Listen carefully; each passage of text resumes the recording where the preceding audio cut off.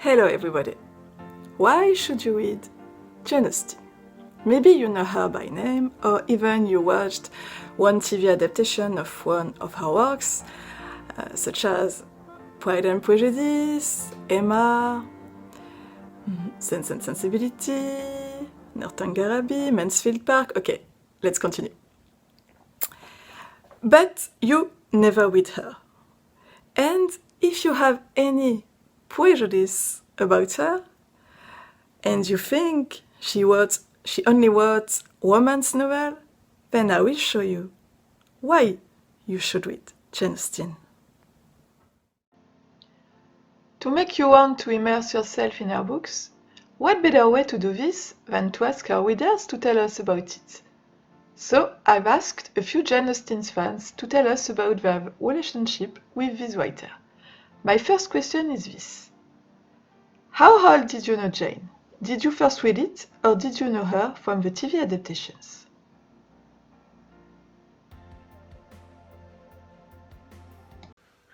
Hello, my name is Tali. I live in Israel and I'm 68 years old.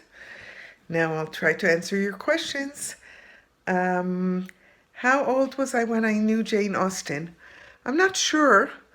I found one book of hers in my grandmother's bookshelf. It was Sense and Sensibility.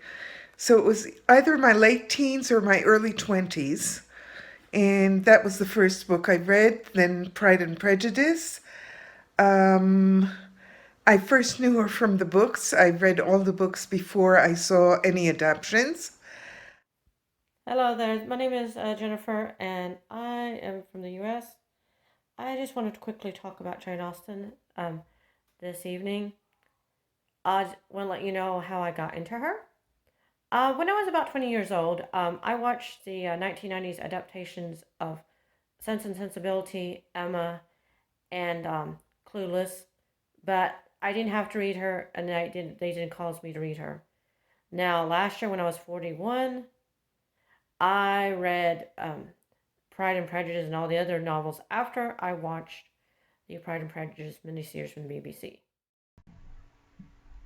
Hello, my name is Angelica and I live in Mexico. I am a Jane Austen fan. I first heard about her back then in the 90s when the movie Sense and Sensibility first came out. I was about 15 or 16 and I liked it very much. I remember hearing that it was based upon the work of a very great British novelist. So I started looking for her books too. I thought if I liked the movie, then I would probably like the books.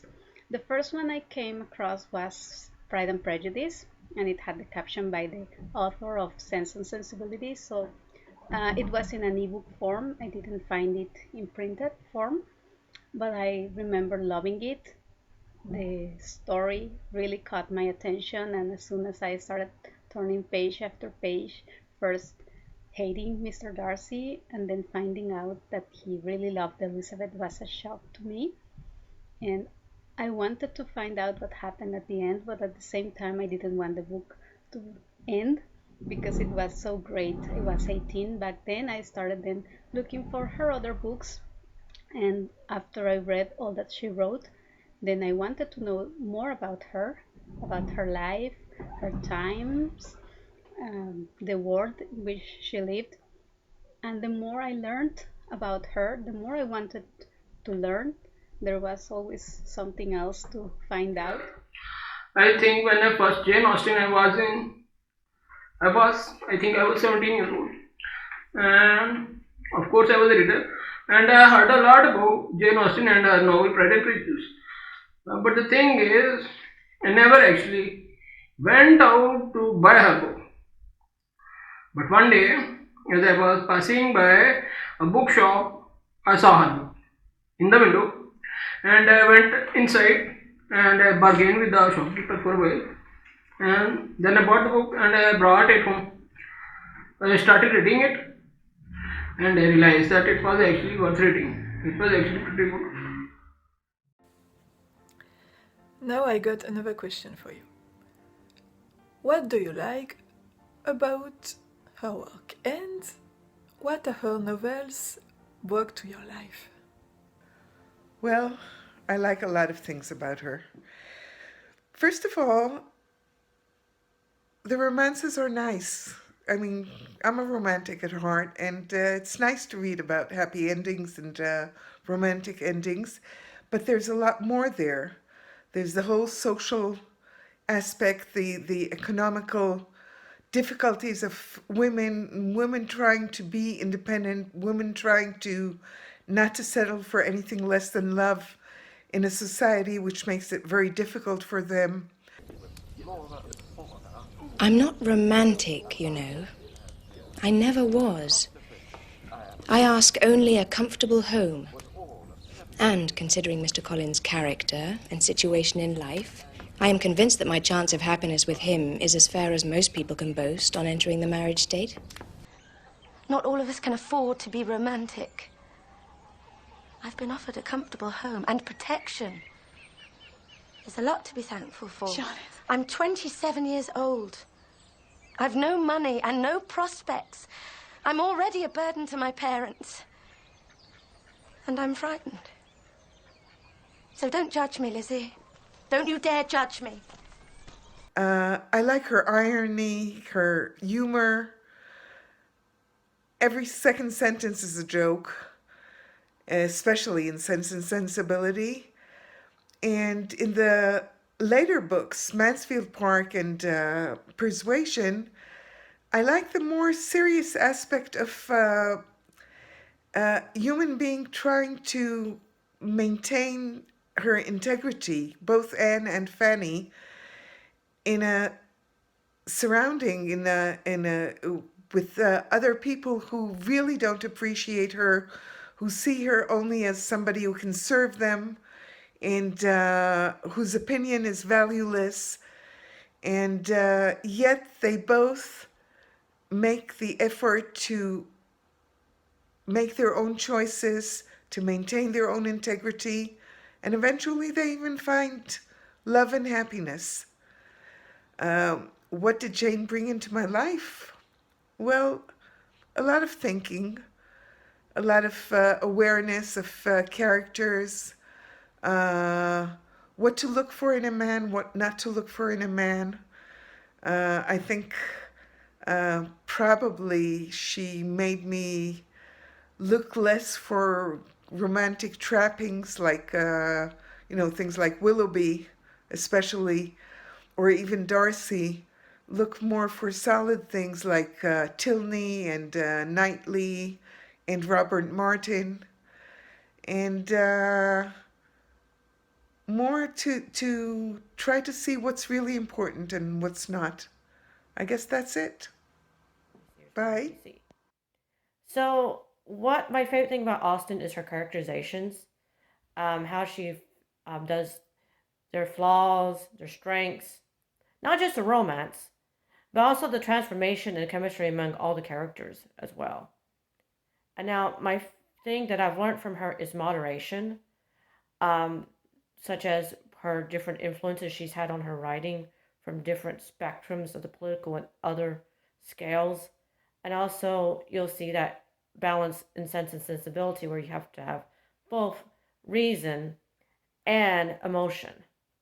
Thank you so much for hearing me. I hope you have a good day. What I enjoy more about reading her books is the sense of going back to a different era, maybe not one that I would necessarily like to live in, but just to visit now and then by reading her, and also the razor-sharp irony she turned on her times and the customs back then.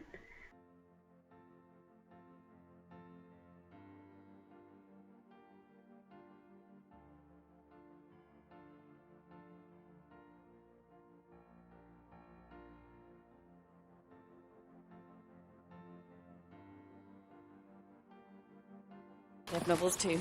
I wish I were you. Just beginning to read Udolpho for the first time. Is it really very horrid? You can't even imagine. But I wouldn't tell you for the world. Well, perhaps one incident to whet your appetite.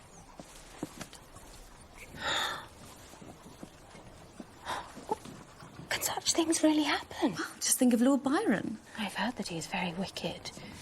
but I don't know exactly what he's supposed to have done.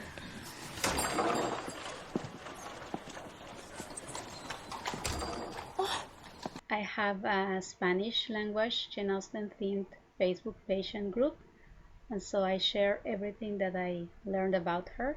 I want more people to know about her and to read her books, not only to watch the movies based upon her stories, but actually learn more about her, the person she was, and the times she lived in. So I'm very happy to interact with other fans in social networks such as Facebook, and I keep learning and finding out others' points of view as they share them on them. Well, thank you for listening, and I hope to watch and hear other people talking about her. Bye. That it kind of introduced me to romance here. Before reading Pride and Prejudice, I had only, read murder mysteries, crime thrillers, those kind of books. And as a guy, I never thought I could be into a book like Pride and Prejudice. But first time I read it, and it kind of took me away because those characters are so real and likable, like you know them. They're like based on real life character or something. And thing about that is, it was okay to talk about one feeling that after reading Jane Austen work, I start rolling eyes every time I watched her love movie, romance movie. But it would be very wrong of me to say to narrow down Jane Austen's work as romance because it's kind of much more. It's like family drama, and there's so many characters and so many things that are happening all the time, and you think about people's motivation, and you understand no matter what one does, there's always reason for doing things, and that's kind of made me a really open-minded kind of person.